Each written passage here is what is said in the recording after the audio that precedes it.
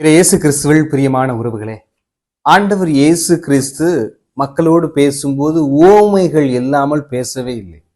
ஏதோ அவர்கள் எளிமையாக புரிந்து கொள்ளக்கூடிய விதத்திலே உவமைகளை பயன்படுத்தக்கூடியதை நாம் பார்க்கிறோம். அவ்வாறாக ஆண்டவர் இயேசு பயன்படுத்திய ஒரு உவமையை பார்க்கிறோம். ஒருவர் கடுகு விதையை எடுத்து தம் வயலில் விதைத்தார். அவ்விதை எல்லா விதைகளையும் விட மிகச் சிறியது. ஆனாலும் அது வளரும் போது மற்ற எல்லா செடிகளையும் விட பெரியதாகும். வானத்து பறவைகள் அதன் கிளைகளில் வந்து தங்கும் அளவுக்கு அது பெரிய மரமாகும். விண்ணரசை இக்கடுகு விதைக்கு ஒப்பிடலாம் என குறிப்பிடுகிறார். அப்ப இதை நான் எப்படி பார்க்க வேண்டும் என்று சிந்திக்க வேண்டும். கடுகு விதை என்றால் நம்மளுடைய தமிழ்நாட்டில் இருக்கக்கூடிய கடுகு ரொம்ப சின்னதா இருக்கும். இஸ்ரேலில் உள்ள கடுகு கொஞ்சம் பெரியதாக இருக்கும். அதே போல இப்ப நம்ம ஒப்பிடலாம் பார்த்தோம் அப்படின்னா, நம்ம ஆலமரத்து விதையை கூட ஒப்பிடலாம். சிறிய ஒரு விதை தான், ஆனால் அதிலிருந்து மிகப்பெரிய ஒரு மரம் வெளிவந்து அதில் பறவைகள் வந்து தங்கி அதற்கான உணவையும் அதற்கான உறவிடத்தையும் அந்த நிழலிலே பல விலங்குகளும் பறவைகளும் மனிதர்களாகிய நாமும் கூட இருப்பதை நாம் பார்க்கிறோம். அப்ப ஆண்டவர் இயேசு கிறிஸ்து என்ன சொல்ல வருகிறார் என்றால், நாம் கடுகு விதைகளாக இருக்க வேண்டும் என்பதை விரும்புகிறார். அப்படின்னா என்ன அப்படின்னா, ஒரு சில மனிதர்கள் பார்த்தோம் என்றால் பார்த்த உடனே பேசணும்னு பிடிக்கும், பேசணும்னு தோணும், அவங்களோட பழகணும்னு தோணும். ஆனா ஒரு சிலரை பார்த்தா ஏண்டா பேசணும்னு தோணும், எப்படியாவது ஒதுங்கி போய் விடலாமா அப்படின்னு சொல்லி தோணக்கூடிய ஒரு நிலையை நாம் பார்க்கிறோம். அப்ப ஒரு பல மனிதர்களை ஈர்க்கக்கூடிய மனிதர்கள் ஒரு கடுகு செடிக்கு ஒப்பானவர்களாக இருக்கிறார்கள். ஒரு சிலர்கிட்ட பேசும்போது நம்முடைய மன கஷ்டங்கள் வெளியில போயிடும். ஒரு சிலர்கிட்ட பேசும்போது நம்முடைய கஷ்டம் இன்னும் கொஞ்சம் கஷ்டம் அதிகமாகக்கூடிய சூழ்நிலைக்கு மாற்றப்படும் என்பதைத்தான் நாம் பார்க்கிறோம். எனவே நாம் நம்முடைய வாழ்க்கையில பல இடங்கள்ல பார்த்திருப்போம். ரொம்ப பணக்காரங்களா இருப்பாங்க, ஆனா வீடு வெறிச்சோடி போய் கிடக்கும். ரொம்ப ஏழ்மையா இருப்பாங்க, ஆனா அவங்க வீட்டுக்கு ஆள் வந்துகிட்டே இருக்கும்.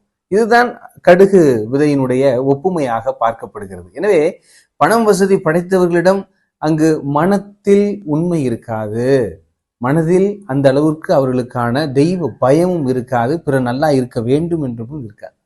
ஆனால் அன்றாடம் சம்பாதித்து அன்றாடம் செலவழித்து வாழக்கூடிய அந்த மக்களிடத்திலே ஒரு தூய்மை இருக்கும், ஒரு உண்மையான மகிழ்ச்சி இருக்கும். ஏன்னா எதையும் பதுக்கி வைக்கணுங்கிற ஆசை இருக்காது, மற்றவங்கள்ட்ட பொய் சொல்லணுங்கிற தேவை இருக்காது.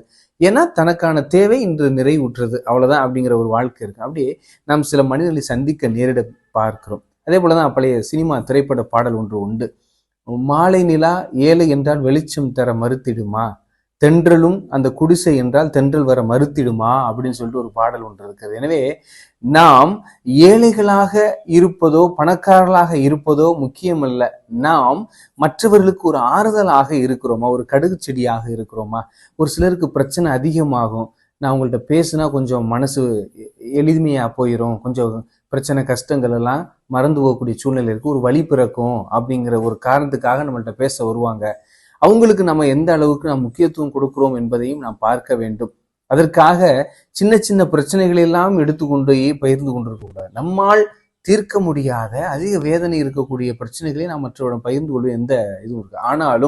ஆனாலும் அதை தரம் பார்த்து தரம் உள்ள மனிதரிடம் நாம் பகிர்ந்து கொள்ள வேண்டும். இல்லைன்னா நீங்க உங்க வீட்டு பிரச்சனையை சொல்லி முடிச்சுட்டு உங்க வீட்டுக்கு போறதுக்குள்ள உங்க தெருவே அவங்க போய் அவங்க பிரச்சனையை சொல்லிட்டு வந்துருவாங்க. அப்படிப்பட்ட மனிதரிடம் சொல்லக்கூடாது. எனவே 1000 ஒருவரே ஆலோசகராக இருக்கட்டும் ஒன்று. இரண்டாவது, வெளுத்ததெல்லாம் பால் என நம்பிவிடக்கூடாது. அப்ப தேன் மிகு இனிமையாக பேசக்கூடிய நபர்கள் எல்லாம் நான் நம்புகிறேன் என்று நம்பக்கூடாது. சரிங்களா? கடவுளையும் சாத்தானையும் எப்படி ஒப்பிட்டு பார்க்கலாம், ஒரு பழத்திற்கு ஒப்பிட்டு பார்க்கலாம். கடவுள் என்று நினைத்தவுடன் நமக்கு மகிழ்ச்சி வர வேண்டும், சாத்தான் என்று நினைத்தவுடன் நமக்கு துக்கம் மனதில் வெளிப்பட வேண்டும். கடவுள் என்றால் எந்த பழத்திற்கு என்றால் பலாப்பழத்திற்கு ஒப்பிடப்படக்கூடியவராக இருக்கிறார். வெளியில் பார்த்தால் அது முள்ளாகத்தான் இருக்கும், ஆனால் சிறிது நாம் முயற்சி எடுத்து அந்த பலாப்பழத்தை வெட்டுறதுக்கு அந்த பால் ஒட்டாம இருக்கிறதுக்கு அந்த கத்தியில கொஞ்சம் எண்ணெய் தடவுவோம். அதே போல நாமும் நம்மிலே கொஞ்சம் ஜெபம் இறை வார்த்தையை கடைபிடித்து அந்த பழத்தை நாம் வெட்டும் போது உள்ளே இருக்கக்கூடிய சுளைகளை நாம் ஆழமாக சுவைக்க முடியும். அதே போல அந்த சுவையை நம் ஆன்மீகத்திலும் அனுபவிக்க முடியும் என்று பார்க்கிறோம். சாத்தானை ஒப்பிடும்போது மிளகாய் பழம் நல்ல செகப்பா பேரழகி மாதிரி இருக்கும், வெளியில பார்க்கும்போது அந்த மிளகாய் பழம் பளபளப்பா இருக்கும், ஆனா கடிச்சாதான் அதனுடைய வேலையை காட்டும். அதே போலதான் நாம் இன்று பல நபர்கள், பல பிள்ளைகள் என்ன பண்றாங்க அப்படின்னா, மிளகாய் பழத்திற்கு மயங்கி போய் விடுகிறார்கள். பலாப்பழத்தை கண்டால் முள்ளு குத்துவோம் அப்படின்னு சொல்லிட்டு உதாசீனப்படுத்தக்கூடிய நிலையில் இருக்கு. அப்படித்தான் நாமும் இன்று பல நேரங்களில் கடவுளை உதாசீனப்படுத்துகிறோம், சாத்தானிடம் சிக்கிக்கொண்டு நாம் சீரழிந்து போய் கொண்டிருக்கிறோம் என்பதையும் நாம் பார்க்க வேண்டும். எனவே நாமும் கடுகு விதைகளாக இருக்க முயற்சி செய்ய வேண்டும். மர நிழலில் மனிதர்கள் தங்க முடியும், பறவைகள் தங்க முடியும், அனைத்துமே தங்க முடியும். ஆனால் மனிதர்களாகிய நம்முடைய நிழலில் யாருக்கேனும் அடைக்கலம் கொடுக்கிறோமா என்பதை நாம் பார்க்க வேண்டும். பறவைகள் தங்களுடைய தேவைகளை பூர்த்தி செய்து கொண்டிருந்த மரங்களில் இருந்து மனிதனாகிய நாமும் பிறரிடமிருந்து நம்முடைய தேவைகளை பூர்த்தி செய்து அவர்களோடு இணைந்து பணி செய்யும் போதுதான் நம்முடைய வாழ்க்கையும் எளிதாக இருக்கும், அந்த மரத்திற்கும் பயனாகவும் இருக்கும். எனவே நாம் ஒவ்வொருவரும் கடுகு செடியை போல எவ்வாறு பறவைகளுக்கு இல்லம் கொடுக்கிறதோ அதே போல நாமும் மற்றவர்களுக்கு அவர்களுடைய மனநிலை புரிந்து ஆழமாக தெரிந்து பேசும்போது நமக்கு உண்மையிலேயே இனிமையான ஒரு காலம் பிறக்கும். எனவே அன்பிற்கினிய உறவுகளே, நம்முடைய எண்ணங்களை கவனிக்க வேண்டும். என எண்ணங்கள் மிகவும் மோசமானதாக இருக்கும். அதனால தான் மனிதனுடைய எண்ணங்கள் ஒரு நாளைக்கே 60,000 எண்ணங்கள் ஓடி மறைகிறது என சொல்லுகிறார்கள். அப்ப அந்த எண்ணங்களை நாம் தூய்மையாக்க வேண்டும் என்று சொல்லுவார்கள். இறுதியாக எனக்கு பிடித்த ஒரு வசனம் ஒன்று உண்டு. அது என்னன்னா, நம்முடைய எண்ணங்கள் சரியாக இருக்க வேண்டும் என்றால் முதலில் நம்முடைய உடம்பு ஆரோக்கியமாக இருக்க வேண்டும். உடம்பு ஆரோக்கியமாக இருக்கிறதுனா எண்ணங்கள் சரியாக இருக்கும். எண்ணங்கள் சரியாக இருக்குது அப்படின்னா பேச்சு நல்லா இருக்கும். பேச்சு நல்லா இருக்குது அப்படின்னா செயல் நல்லா இருக்கும். செயல் நல்லா இருக்குது அப்படின்னா கடவுள் சந்தோஷமா இருப்பாரு, நம்மளை சொர்க்கத்துக்கு கூட்டிட்டு போயிடுவார். இப்ப உடம்பு நல்லா இல்லை அப்படின்னா நம்முடைய சிந்தனை நல்லா இருக்காது. சிந்தனை நல்லா இல்லை அப்படின்னா பேச்சு நல்லா இருக்காது. பேச்சு நல்லா இல்லை, செயல் நல்லா இருக்காது. செயல் நல்லா இல்லை, நரகம் தான் நமக்கு முக்கியம். அப்படி போயிடும். எனவே அன்பிற்கினிய உறவுகளே, நாமும் கடுகு விதைகளாகிய இந்த உடலை பராமரித்து பேணி பாதுகாத்து வளர வேண்டும்.